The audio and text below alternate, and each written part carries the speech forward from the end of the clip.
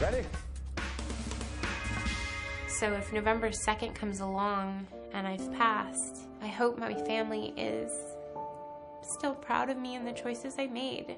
Bill Anderson, you're chasing a story that is an ongoing debate about what some term the right to die. A young 29-year-old woman took her own life over the weekend in Oregon.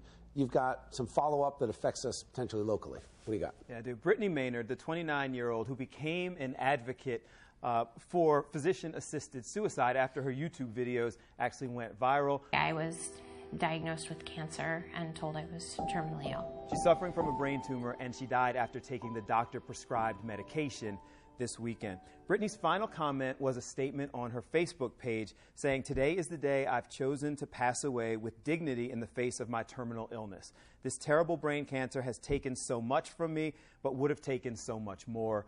She ended the comments by saying, "Goodbye world, spread good energy and pay it forward."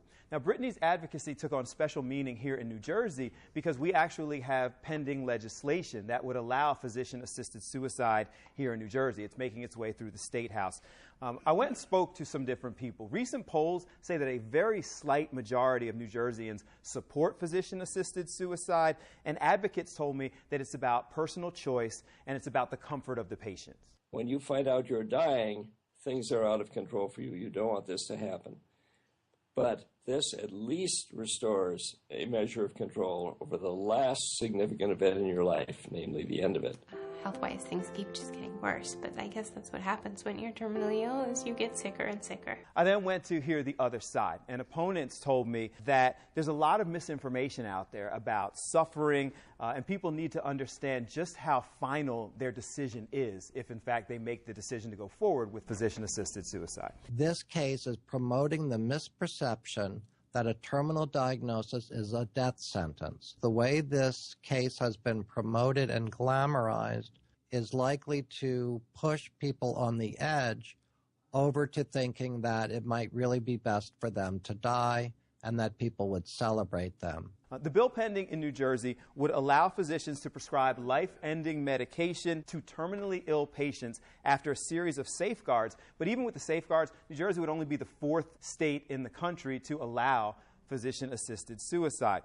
Brittany Maynard is now gone, but her advocacy for physician-assisted suicide has left a debate that will continue in New Jersey and across the country for the foreseeable future. The legality of it, in one way, is almost beside the point. The point is dignity, because people can off themselves anytime they want, but jumping off the bridge has no dignity. You know? Well, and again, I think this whole idea of dignity goes back to why disabled folks are so upset. I've got disabled friends who are on ventilators and confined to wheelchairs, and, you know, they have as much dignity as the rest of us. So I think the whole idea of changing the dialogue. But I think we also have to be clear that disabled and dying are often two very different things. I'm opposed to assisted suicide, but critics often say, well, who are you to say when someone should end their life? You don't know about their inner life. You don't know what's going on. But at the same time, it was that person's choice, and Brittany, in her case, it was her choice to make her story public, to get us all involved into her story. And her mother has said that Brittany, you're a beautiful girl, she was charismatic,